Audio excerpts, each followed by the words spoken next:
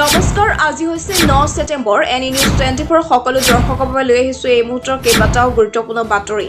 নেপালৰ প্ৰধানমন্ত্ৰীৰ পদত্যাগ, দেশ এৰি পলাব পাৰে KP শৰ্মা অলি। দ্বিতীয় বাংলাদেশ হ'বলৈ গৈ আছে নেপাল। প্ৰধানমন্ত্ৰীৰ পদত্যাগৰ পাছতেই থানবান চৰকাৰ, প্ৰতিবাদকাৰীয়ে দখল কৰিলে ৰাষ্ট্ৰপতি ভৱন। দেশ এৰি পলায়ন প্ৰধানমন্ত্ৰী KP শৰ্মা অলিৰ। ৰাষ্ট্ৰপতিৰ বাসগৃহ দখল কৰিলে ছাত্ৰ প্ৰতিবাদকাৰীয়ে। সমগ্ৰ নেপালত জৰুৰীকালীন অৱস্থা, প্ৰধানমন্ত্ৰীৰ বাসগৃহত প্ৰতিবাদকাৰী বিক্ষোভ। নেপালত আবদ্ধ হাজাৰ হাজাৰ অসমীয়া। কাঠমাণ্ডুত ভয়ংকৰ পৰিস্থিতি।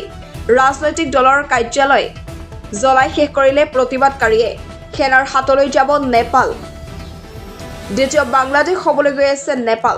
প্ৰধানমন্ত্ৰীৰ পদত্যাগৰ পাছতেই থানবান চৰকাৰ, প্ৰতিবাদকাৰীয়ে দখল কৰিলে ৰাষ্ট্ৰপতি ভৱন। দেশ এৰি পলায়ন KP শৰ্মা অলিৰ।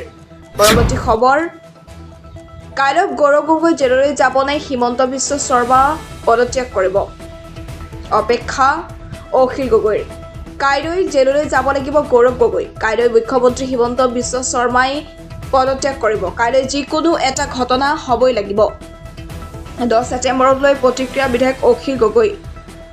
কাইলৈ ৰাজ্যৰ ৰাজনীতিত ভূমিকম্প আহিব পাৰে। মুখ্যমন্ত্ৰীয়ে 100 বাৰ কৈছিল 10 ছেপ্টেম্বৰৰ কথা। মুখ্যমন্ত্ৰীয়ে নিজৰ কথা কাইলৈ ৰাখিব লাগিব। মুখ্যমন্ত্ৰীৰ এটম বোমাৰ বাবে আমি সকলো ৰৈ আছো। মুখ্যমন্ত্ৰীয়ে প্ৰমাণ কৰিলে কাইলৈৰ পৰা গৌৰৱ গগৈ থাকিব নোৱাৰিব। মন্তব্য বিধায়ক অখিল গগৈ। পৰৱৰ্তী খবৰ, হিন্দু মহিলাৰ সৈতে ভয়ংকৰ কাণ্ড কৰি হত্যা, আৰক্ষীৰ জালত লম্পট আবুল আলী। ৰাজু নাম লৈ আবুল আলীয়ে হিন্দু মহিলাৰ সৈতে কৰিলে ভয়ংকৰ ঘটনা। নিকৃষ্ট কাণ্ড কৰি হিন্দু মহিলাক নিঃশেষ কৰি দিলে আবুলে। কেৰালাৰ পৰা কলিয়াবৰ আৰক্ষীয়ে গ্ৰেপ্তাৰ কৰিলে আবুল আলীক।